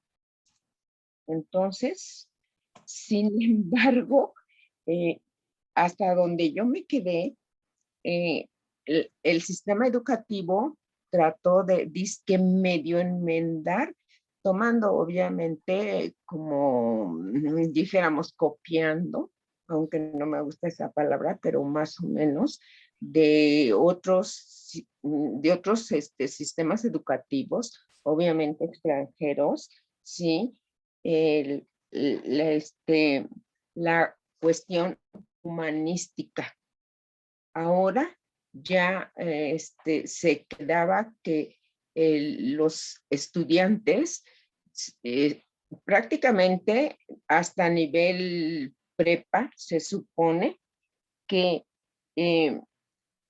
empezarán con el ser, a trabajar el ser, el hacer. Hoy se me va la otra, son tres: el ser, el hacer y no sé si tú te acuerdas de la otra, pero bueno, vamos a dejarlo en el ser y en el hacer. Aprender. ¿Para qué? Para saber hacer. Y eso ya da un poco más de, dijéramos, de altruismo. Aunque aquí va la otra, como en la familia, pues son los padres, igual en la escuela, pues los maestros, ¿sí? Porque ¿cuántos maestros están en una escuela por el salario y no tanto porque sientan esa vocación de, pues, de servicio? Y lo último,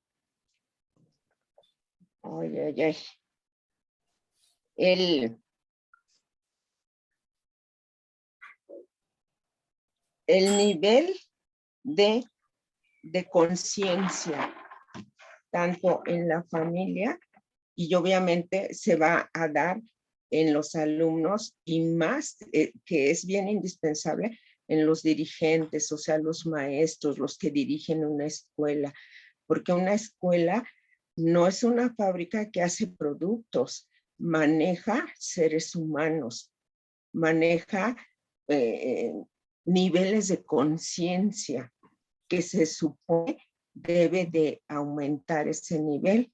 Para eso sería una escuela. Pero, pues desafortunadamente, como estamos en ese materialismo, pues se nos va el avión. Y yo lo creo así. Gracias. Y no sé qué comentarios me tengas.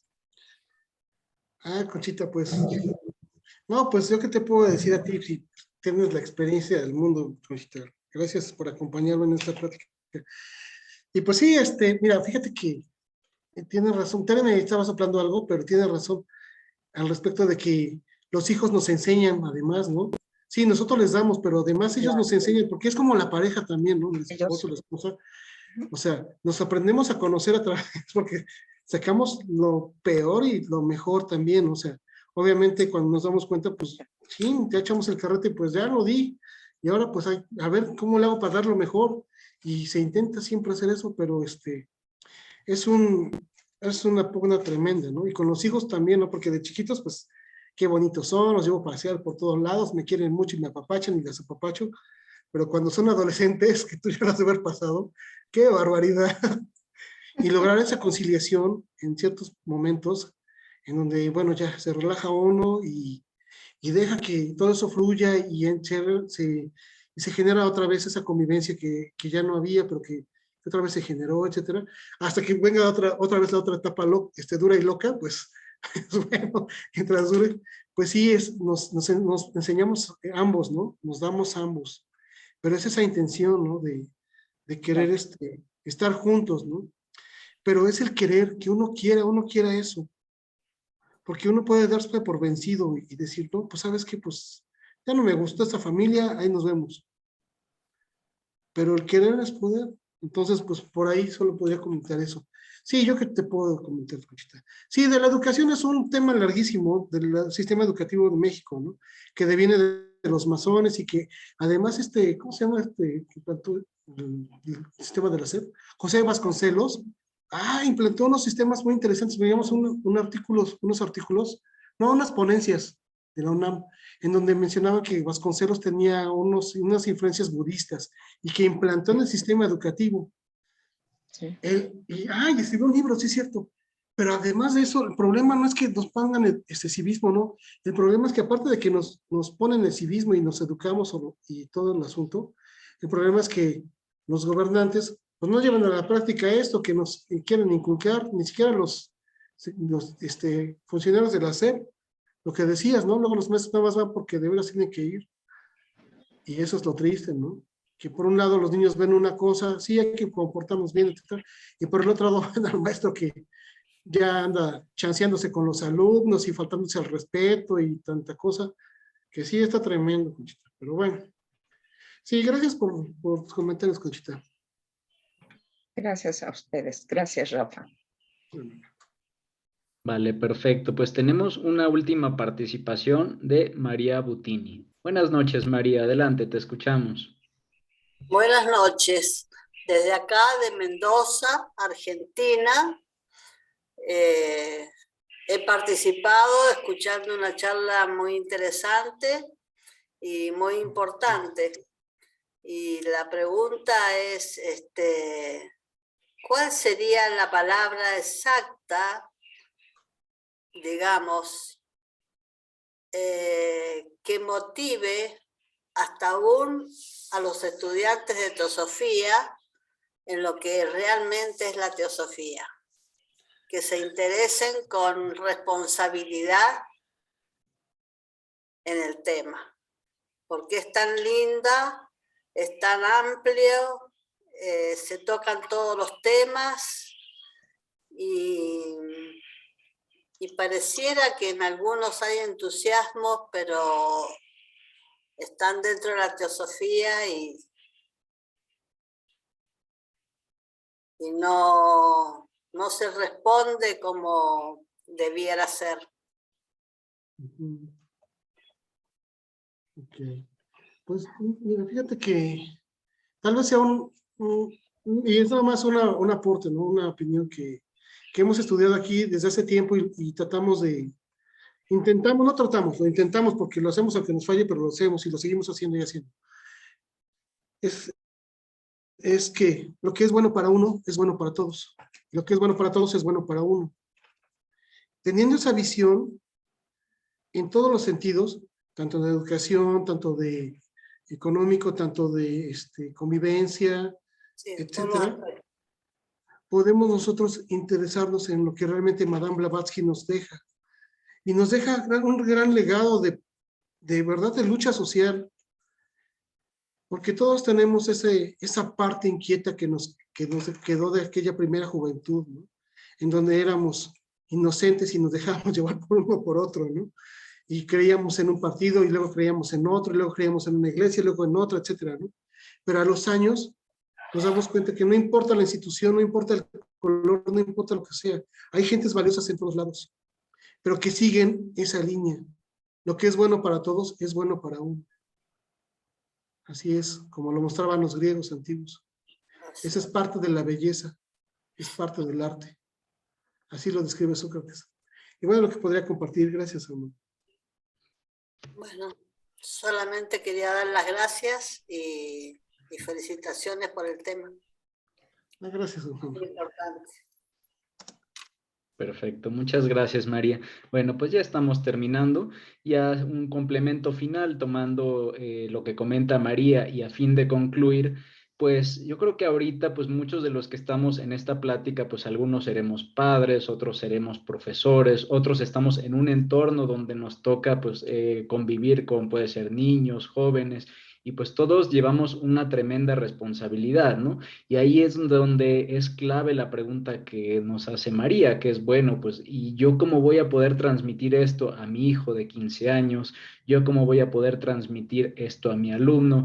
Y bueno, seamos realistas, ¿no? Tal vez no les vamos a llegar a empezar a explicar los 7 principios cósmicos y Kama, Manas, etcétera, ¿no?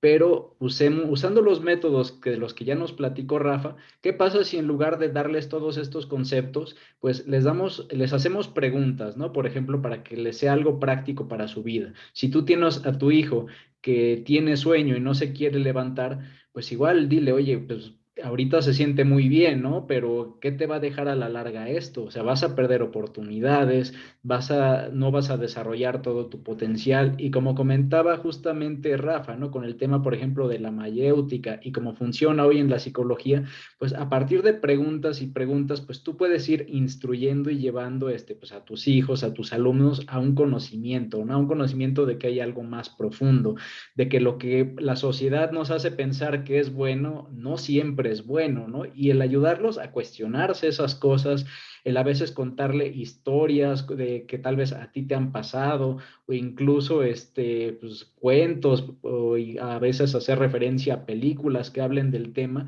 pues todo eso nos ayuda a hacer como lo que hacía Jesús con sus parábolas, ¿no? Contar cosas que sean fáciles de entender, que te motiven y que te lleven a la enseñanza teosófica, ¿no? No llegar directamente con toda la enseñanza, así directamente como viene en el libro de texto, porque difícilmente nos van a hacer caso, ¿no? Hay que saber cómo hacer llegar esta enseñanza, y bueno, eso es justo lo que ahora nos enseñó verdaderamente Rafa.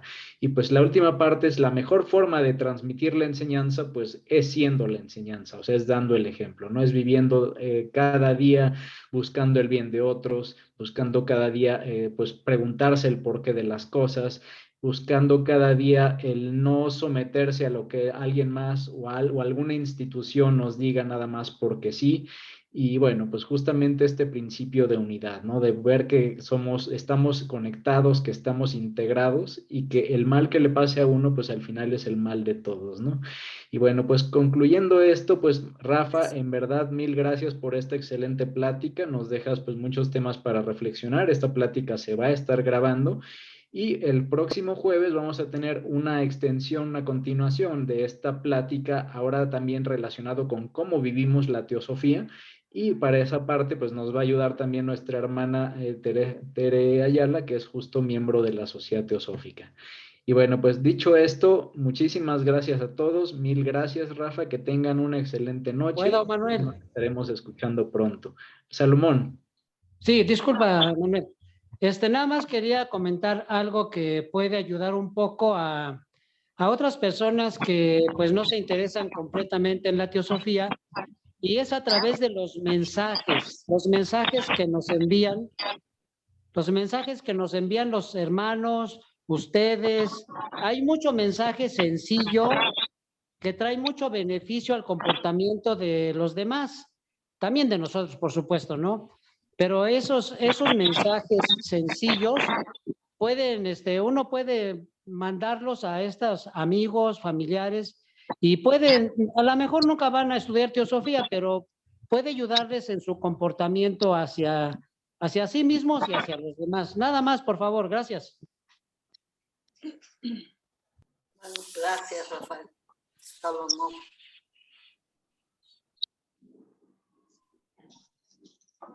Sí, de nada. Gracias, Rafa. Extraordinaria charla. William Butini. Falta María Butini. No, ya hablé. Ah, bueno. Saludos, Rafa, Feliz saludos, fin de María. semana para todos. Saludos, chicos. Mucho gusto en verlos. Gracias, Rafa. Gracias. Gracias, hasta luego. Buenas Gracias, noches. Rafa. Muchas gracias. Buenas noches para todos. Buenas noches para todos. Buenas noches, muy agradecida, gracias. Buenas noches a todos. Buenas noches. Buenas Bendiciones noches. para todos. Gracias, buenas noches a todos. Buenas noches. Gracias. Ay, chicos. Gracias, Manuel. Nos vemos. Buenas noches. Buenas noches, Connie. Buenas noches. Buenas noches, Manuel. Ya se fue.